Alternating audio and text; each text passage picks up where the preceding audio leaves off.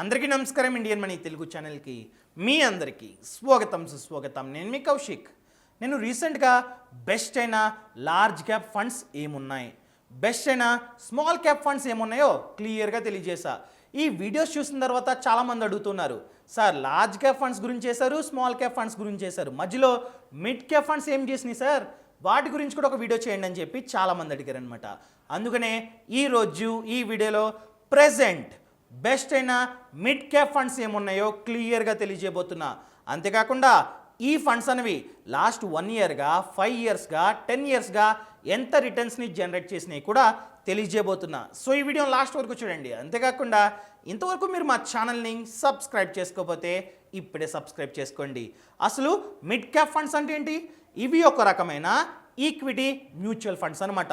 అసలు equity mutual funds అంటే మనం ఎంతైతే డబ్బుని ఇన్వెస్ట్మెంట్ చేస్తామో ఆ డబ్బులో ఎక్కువ పర్సంటేజ్ ఆఫ్ అమౌంట్ని ఫండ్ మేనేజర్ ఏం చేస్తాడంటే ఈక్విటీ మార్కెట్లో పెట్టుబడి పెడతాడు. అందుకని చెప్పే ఆ ఫండ్స్కి ఈక్విటీ మ్యూచువల్ ఫండ్స్ అని చెప్పి పేరు వచ్చింది. ఈక్విటీ అంటే అదేనండి, స్టాక్ మార్కెట్లో ఎక్కువగా పెట్టుబడి పెడుతూ ఉంటాడనమాట. మళ్ళీ ఈ మిడ్ క్యాప్ ఫండ్స్ అంటే ఏంటి? ఈ ఫండ్ మేనేజరే స్టాక్ మార్కెట్లో ఉన్నటువంటి మిడ్ క్యాప్ స్టాక్స్లో ఎక్కువగా పెట్టుబడి పెట్టినట్లయితే వాటిని మిడ్ క్యాప్ ఫండ్స్ అంటాం. అసలు ఏవి లార్జ్ క్యాప్ స్టాక్స్, ఏవి మిడ్ క్యాప్ స్టాక్స్, ఏవి స్మాల్ క్యాప్ స్టాక్స్ ఎలా ఫైండ్ అవుట్ చేయాలంటే, ఏ కంపెనీస్ యొక్క మార్కెట్ క్యాపిటలైజేషన్ అనేది 5,000 కోట్ల నుండి 20,000 కోట్ల మిడిల్ ఉంటుందో ఆ కంపెనీస్నే మిడ్ క్యాప్ కంపెనీస్ అంటారు. ఆ కంపెనీస్కి సంబంధించిన స్టాక్స్నే మిడ్ క్యాప్ స్టాక్స్ అంటారనమాట. So fund manager in case మనం కనుక మిడ్ క్యాప్ స్టాక్స్ని సెల్ చేసుకున్నట్లయితే ఈ కంపెనీస్లో ఎక్కువగా పెట్టుబడి పెడుతూ ఉంటాడనమాట. అందుకని చెప్పే ఆ ఫండ్స్కి మిడ్ క్యాప్ మ్యూచువల్ ఫండ్స్ అని చెప్పి పేరు వచ్చింది. మనం ఏం చేయాలంటే ఏ ఫండ్స్ని పడితే ఆ ఫండ్స్ని సెల్ చేసుకోకూడదు. మనం ముందుగా కొన్ని థింగ్స్ని కన్సిడర్ చేసుకున్న తర్వాతే మంచి ఫండ్స్ని సెల్ చేసుకోవడం చాలా చాలా ముఖ్యం. ముందుగా వేటిని కన్సిడర్ చేసుకోవాలంటే ఏఎంసీ. ఆ ఏఎంసీ అన్నది మంచి ఏఎంసీ ఉండాలి, దానికి మంచి క్రెడిబిలిటీ ఉండాలి. అదేవిధంగా ఫండ్ మేనేజర్, ఆ ఫండ్ మేనేజర్ ఎలాంటి వాడు, అతనికి ఎంత ఎక్స్పీరియన్స్ ఉంది, ప్రెజెంట్ అతను ఎన్ని ఫండ్స్ని మేనేజ్ చేస్తున్నాడు, ఎలాంటి కంపెనీస్లో ఎక్కువగా పెట్టుబడి పెడుతున్నాడు, అతని యొక్క క్రెడిబిలిటీని చూడాలన్నమాట. అదేవిధంగా ఎక్స్పెన్స్ రేషియో, ఆ పర్టికులర్ ఫండ్లో ఎక్స్పెన్స్ రేషియో ఎక్కువ ఉందా తక్కువ ఉందా. ఎక్స్పెన్స్ రేషియో అంటే కమిషన్ అనమాట. ఫండ్ మేనేజర్ ఫ్రీగా పనిచేయడు కదా, అతనికి శాలరీ ఇవ్వాలి. అదేవిధంగా ఆ ఏఎంసీకి కూడా డబ్బు కావాలి. అందుకని చెప్పి వాళ్ళు ఎక్స్పెన్స్ రేషియోని కట్ చేసుకుంటారు. ఇది సాధారణంగా 1%, 0.5% ఈ రకంగా ఉంటుంది. ఇన్ కేస్ ఎక్స్పెన్స్ రేషియో కనుక 1% కన్నా ఎక్కువ ఉన్నట్లయితే కాస్త చూడండి, తక్కువ ఉండాలన్నమాట. 1% కన్నా తక్కువ ఉండేటట్టు చూసుకోండి. అదేవిధంగా రేటింగ్స్ని కూడా చూడాలి. క్రిసిల్ వాళ్ళు, వాల్యూ రీసెర్చ్ వాళ్ళు, మార్నింగ్ స్టార్ వాళ్ళు రేటింగ్స్ ఇస్తారనమాట. 5 స్టార్ 4 స్టార్ అని చెప్పి రేటింగ్ ఇస్తుంటారు. ఏ ఫండ్స్కి అయితే 5 స్టార్ ఉందో ఆ ఫండ్స్ని మాత్రమే సెలెక్ట్ చేసుకోండి. అండ్ నెక్స్ట్ వన్ ఏంటంటే రిటర్న్స్. ఇవి చాలా చాలా ముఖ్యం. ఆ పర్టికులర్ ఫండ్ అనేది లాస్ట్ 1 ఇయర్గా 3 ఇయర్స్గా 5 ఇయర్స్గా ఎంత రిటర్న్స్ని జనరేట్ చేస్తుందో కూడా చూసుకోవాలి.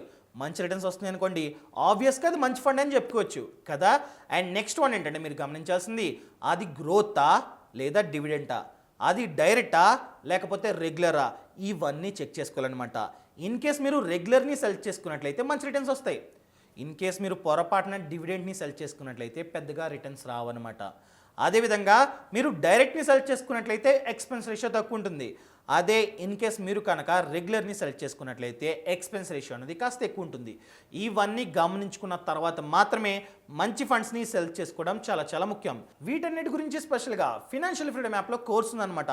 ఆ కోర్స్ పేరే మ్యూచువల్ ఫండ్స్ కోర్స్. ఇవన్నీ ఈ వీడియోలో ఎక్స్ప్లెయిన్ చేశాను అనుకోండి, ఆ వీడియో కాస్త 30 మినిట్స్ 40 మినిట్స్ అవుతుందన్నమాట. సో ఆ యాప్ని డౌన్లోడ్ చేసుకోండి. ప్రెజెంట్ ఆఫర్ నడుస్తుంది. MARIDI కింద కనబడుతుంది కదా, ఈ ప్రోమో కోడ్ని ఎంటర్ చేసినట్లయితే 2,000 రూపాయలు మీకు డిస్కౌంట్ లభిస్తుంది అనమాట. యాప్ లింక్ అనేది కింద డిస్క్రిప్షన్లో ఉంది. అవన్నీ చూడండి, నేర్చుకోండి. అప్పుడు మాత్రమే మంచి ఫండ్స్ని సెలెక్ట్ చేసుకోవడం చాలా చాలా ముఖ్యం. అవన్నీ కన్సిడర్ చేసుకున్న తర్వాతే ఫండ్స్ని సెలెక్ట్ చేసుకుని ఇన్వెస్ట్మెంట్ చేసుకున్నట్లయితే మంచి రిటర్న్స్ వస్తాయి. ఇంకా టాప్ 10 మిడ్ క్యాప్ ఫండ్స్ గురించి మాట్లాడుకున్నట్లయితే మీరు మొత్తం స్క్రీన్ మీద చూడొచ్చు. సో ఫస్ట్ వన్ వచ్చేసి యాక్సిస్ మిడ్ క్యాప్ ఫండ్. ఈ ఫండ్ అనేది చాలా బాగా పర్ఫార్మెన్స్ చేస్తుందని చెప్పుకోవచ్చు. లాస్ట్ 1 ఇయర్గా ఈ ఫండ్ అనేది 37.88% ఆఫ్ రిటర్న్ని జనరేట్ చేసిందనమాట. అదేవిధంగా లాస్ట్ 3 ఇయర్స్గా 19.12, లాస్ట్ 5 ఇయర్స్గా 19.75, లాస్ట్ 7 ఇయర్స్గా 21.37, అదేవిధంగా లాస్ట్ 10 ఇయర్స్గా చూసుకున్నట్లయితే 18.59% ఆఫ్ రిటర్న్ని జనరేట్ చేసింది. సో ఈ ఫండ్ మేనేజర్ అన్నవారు చాలా బాగా పర్ఫార్మెన్స్ చేస్తున్నారని చెప్పుకోవచ్చు. ఈ రకంగానే మేబీ ఫ్యూచర్లో కూడా జనరేట్ చేసే అవకాశం ఉంది. అదేవిధంగా నెక్స్ట్ వన్ చూసుకున్నట్లయితే DSB mid cap fund. So ఈ డిఎస్పి మిడ్ క్యాప్ ఫండ్ అనేది లాస్ట్ 1 ఇయర్గా చూసుకున్నట్లయితే 33.49%, లాస్ట్ 3 ఇయర్స్గా చూసుకున్నట్లయితే 11.97%, లాస్ట్ 5 ఇయర్స్గా 18.47%, లాస్ట్ 7 ఇయర్స్గా 20.72%, లాస్ట్ 10 ఇయర్స్గా 16.95% ఆఫ్ రిటర్న్ని జనరేట్ చేసింది.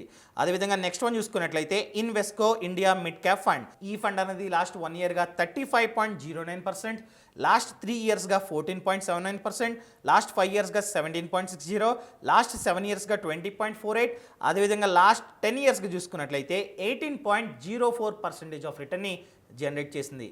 ఇవి కేవలం పాస్ట్ రిటర్న్స్ మాత్రమే. ఫ్యూచర్లో కూడా ఈ రకంగానే ఇస్తాయని చెప్పి ఎవ్వరూ చెప్పలేరు. ఎందుకంటే mutual funds are subjected to the market risk. మనం రెగ్యులర్గా వింటూ ఉంటాం కదా. సో మార్కెట్ మీద డిపెండ్ అయి ఉంటుంది. ఇన్ కేస్ ఫ్యూచర్లో మార్కెట్ అనేది బాగా పర్ఫార్మెన్స్ చేస్తుంది అనుకోండి, దీనికన్నా ఎక్కువ రిటర్న్స్ వచ్చే ఛాన్స్ ఉందన్నమాట. అండ్ నెక్స్ట్ వన్ చూసుకున్నట్లయితే Tata mid cap growth fund. ఈ ఫండ్ అనేది లాస్ట్ 1 ఇయర్గా 37.28%, 3 ఇయర్స్గా 13.61%, 5 ఇయర్స్గా 16.92%, 7 ఇయర్స్గా 20.42%, అదేవిధంగా లాస్ట్ 10 ఇయర్స్గా 17.45% ఆఫ్ రిటర్న్ని జనరేట్ చేసింది. అండ్ నెక్స్ట్ ఫండ్ చూసుకున్నట్లయితే నిపాన్ ఇండియా గ్రోత్ ఫండ్.